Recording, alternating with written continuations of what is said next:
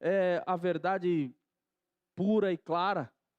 Se a semana inteira você se enche de novela, de Netflix, de Amazon Prime, eu fazendo propaganda aqui de graça para eles.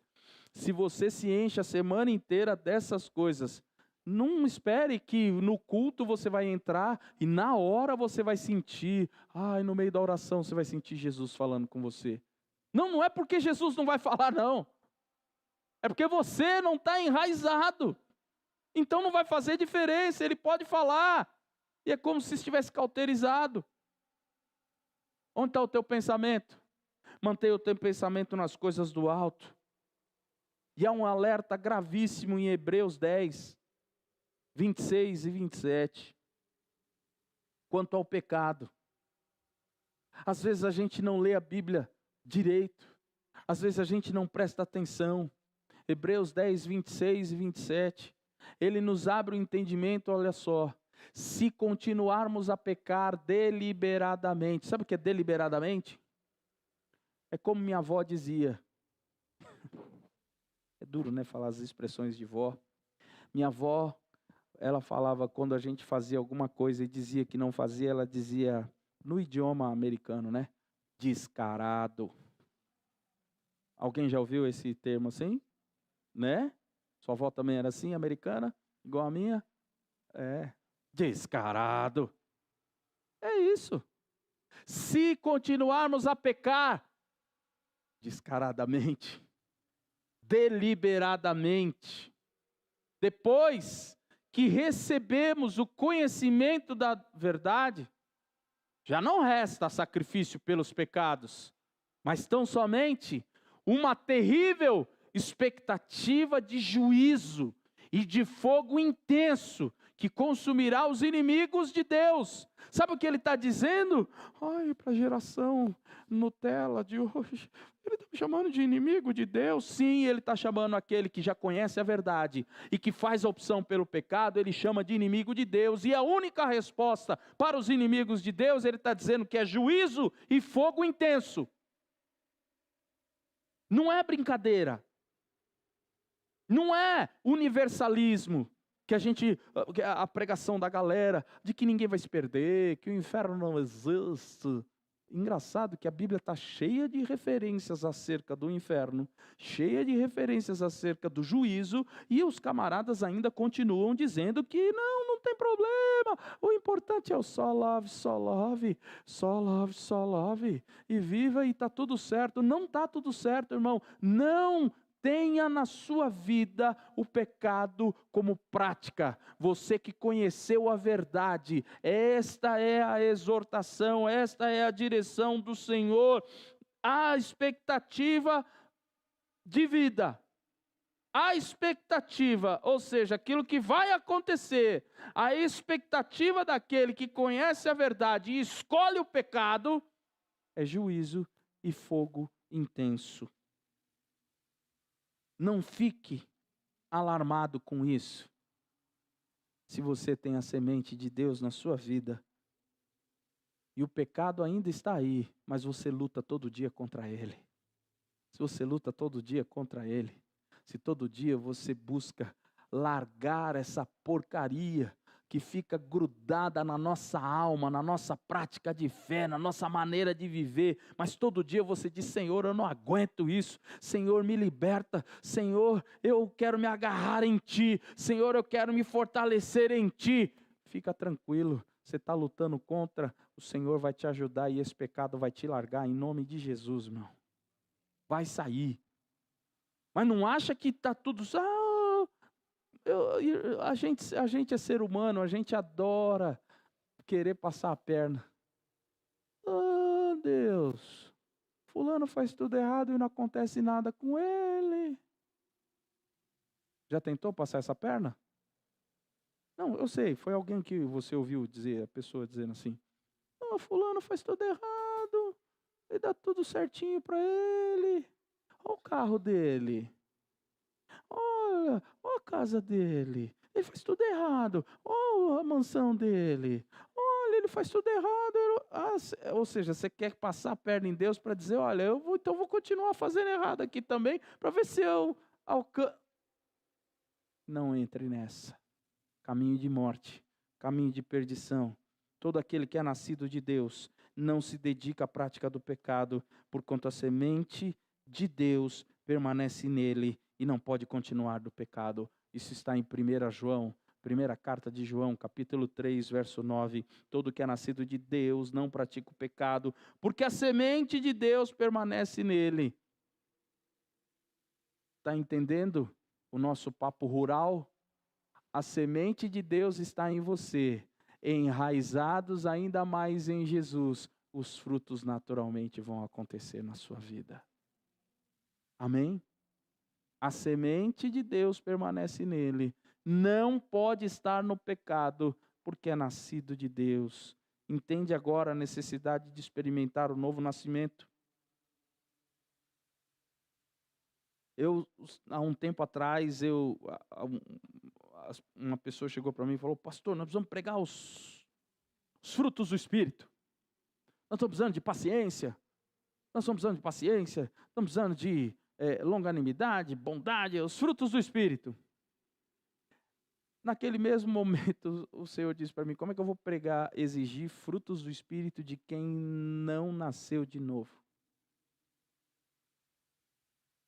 Arrependimento vai gerar a presença do Espírito, e a presença do Espírito vai gerar os frutos.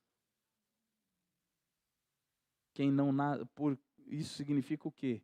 Não adianta eu querer cobrar paciência de alguém que não nasceu de novo em Jesus. Não adianta eu cobrar domínio próprio de alguém que não nasceu de novo em Jesus.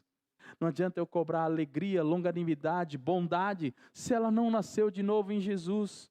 Vai viver aquele texto que nós já falamos aqui, vivendo é morto, que vive segundo as paixões do mundo. Estou dizendo aqui à igreja, para produzir bons frutos, você precisa gostar da Bíblia. Você precisa gostar da Bíblia. Amar, refletir e praticar o que aprende, né? Gostar da Bíblia. Ah, pastor, toda a Bíblia que eu vejo eu compro. Amém. Deus abençoe os livreiros, Deus abençoe os vendedores, Deus vai ajudar muito as publicações. Mas não é só isso, não é só você ter Bíblias novas em casa. O bom é quando você tem uma Bíblia velha, marcada, riscada, grifada, escrita, estudada, refletida, pensada, praticada. Salmo 1. Como é feliz aquele que ouve essa palavra, meu irmão. Vamos ler o Salmo 1. Como é feliz aquele que não segue o conselho dos ímpios, aquele que não imita a conduta dos pecadores, aquele que não se assenta na roda dos escarnecedores. Agora você vai ler comigo bem forte. Vai lá, 1, 2, 3, vai! Ao contrário, está na lei. E nessa lei, porque ele é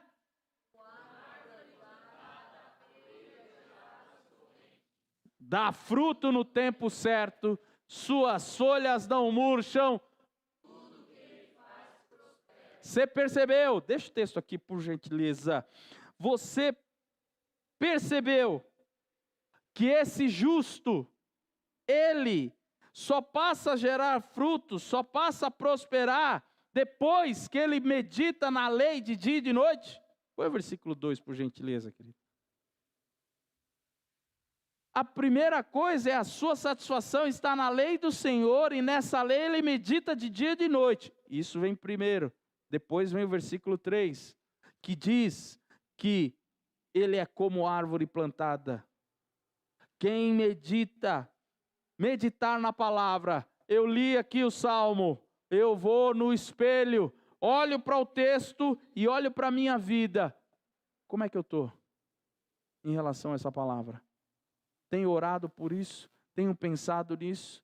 Como é que eu tenho vivido essa palavra? Não tenho vivido. Jesus tem misericórdia. Jesus me faz, eu preciso viver essa palavra. Jesus, eu preciso da sua palavra. Senhor, me ajuda. Muda o seu comportamento. Muda a sua vida. O pastor falou de santificação. Hoje então quer dizer, quando aparecer aqueles filmes, quando aparecer aqueles filminhos, quando aparecer aquelas sugestões, eu vou dizer não. Por quê? Porque meu olho não pode ver isso.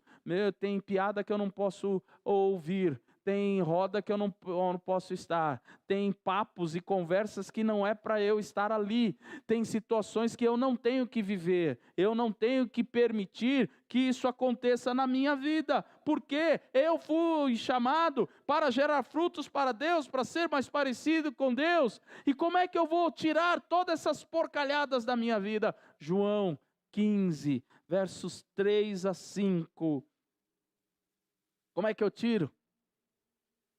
As ferrugens, cracas, sabe o que é craca? É aquilo que gruda no casco do barco, né? Então precisa tirar ali. Vocês, leiam comigo bem forte, vamos lá, olha, palavras de Jesus. Vocês já estão limpos pela palavra que tem. Permaneçam em mim.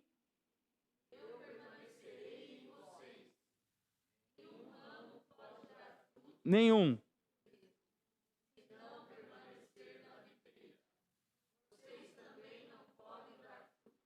Se não permanecerem em mim.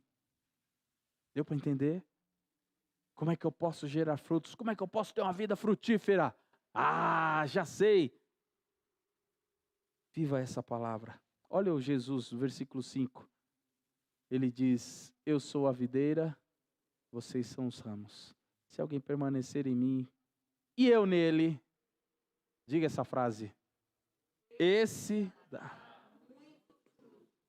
Bem forte, para terminar o versículo. Pois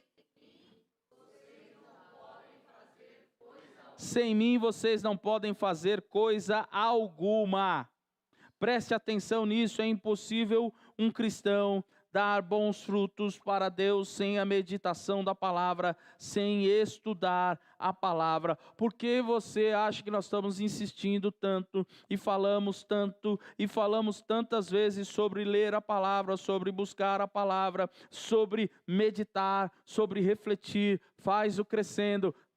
Vai se batizar? Tem que estudar. Vai estar na igreja, vai trabalhar. Precisamos de gente para trabalhar. Você está na igreja há tantos anos e você ainda não se mexeu. Eu quero antes que você conheça a palavra de Deus. Quero antes que você se aprofunde em conhecer ao Senhor e arreganse as mangas e venha trabalhar para o Senhor. Isso você vai fazer com uma atitude de disposição, gerar frutos na sua vida, gerar frutos, ser cada vez mais parecido com Jesus, ser alguém que ame a Cristo, ser alguém que viva para Deus.